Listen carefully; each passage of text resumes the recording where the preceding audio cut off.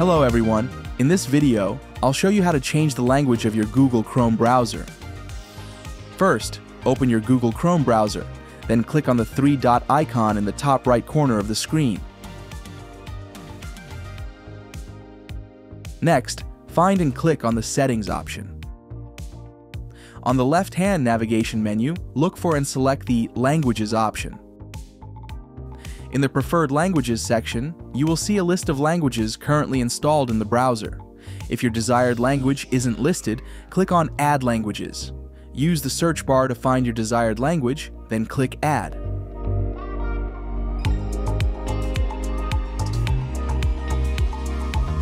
Finally, click on the three-dot icon next to your added language and select Display Chrome in this language. Click Relaunch to restart the browser.